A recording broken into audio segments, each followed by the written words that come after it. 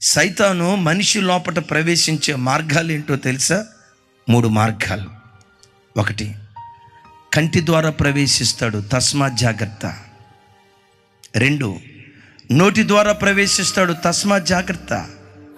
చెవి ద్వారా ప్రవేశిస్తాడు. 3, ఈ 3 మార్గాల గుండా వాడు ప్రతి క్షణం వాడు ప్రవేశించాలని ప్రయత్నం చేస్తాడు.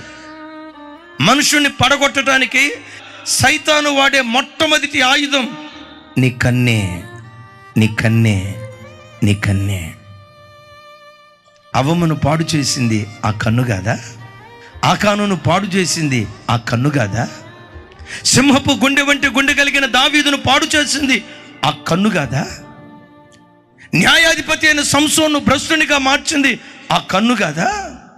అందుకనే ఈరోజు వాక్యం వింటున్న బిడ్డలరా, క్రైస్తవునిగా నీ బ్రతుకులో నీ చూపు విషయంలో జాగ్రత్త, నీ కంటి విషయంలో జాగ్రత్త. యేసుక్రీస్తు ప్రభువారు అంటారు కదా, దేహమంతటికి దీపము నీ కన్ను మంచిదైతే దేహమంతా వెలుగుమయమై ఉంటుంది.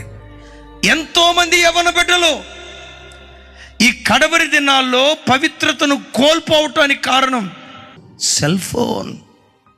ఏముందులే, ఈ వాట్సాప్ స్టేటస్లో నిమిషం కితకితలు కనపడుతున్నాయి, జబర్దస్త్ డైలాగులు కనపడుతున్నాయి. నిమిషమే కదా, జస్ట్ 1 మినిటే కదానని ఆ 1 మినిట్ ఆ వాట్సాప్ స్టేటస్ చూస్తాడు.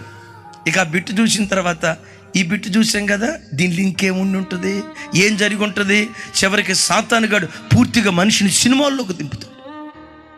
ఎవరిలారా, మీలో ఎవరి జీవితంలోనైనా కంటి ద్వారా లైకర్త ప్రవేశించి, చెవి ద్వారా లైకర్త ప్రవేశించి, నోటి ద్వారా లైకర్త ప్రవేశించి నీ ఆత్మీయ జీవితాన్ని పాడు చేశాడేమో.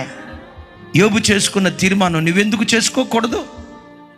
నా కన్నులతో నేను నిబంధన చేసుకున్నా, కన్యకని నేను ఎలా చూస్తా?